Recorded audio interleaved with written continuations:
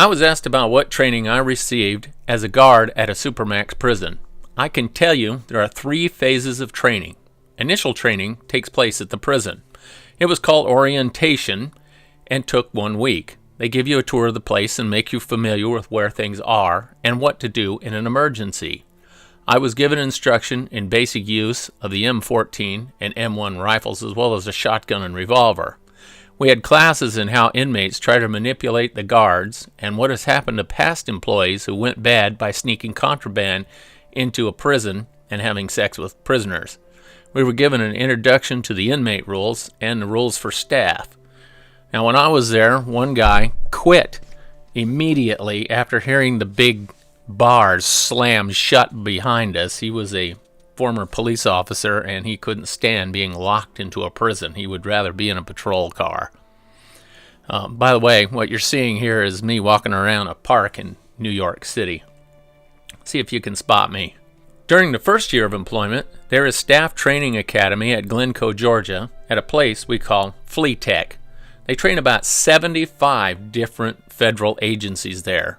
I met people in the Army, the Marines, the Coast Guard, as well as the Internal Revenue Service, the Capitol Police, and the biggest group I saw was the U.S. Border Patrol. We received more training in unarmed self-defense and firearms. We had classes on policy and procedures, and we received very rudimentary physical training. By far the most training we get in a career is the yearly 40 hours of in-service training. In this training, we get a variety of classes. If there has been a problem in the previous year with staff, we are told what went wrong and given training so we will not make the same mistake. Every year we qualify with firearms and take an unarmed self-defense class.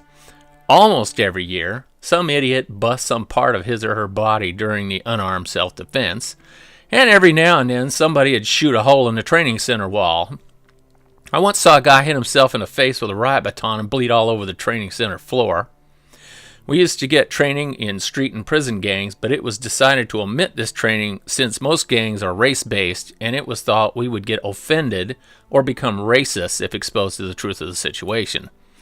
We get a basic first aid and CPR class every year as well, and we receive training in sex offenders before our mission change. Every year, we have an investigator from the Office of Inspection. He threatens us with all kinds of consequences if we violate policy or break the law.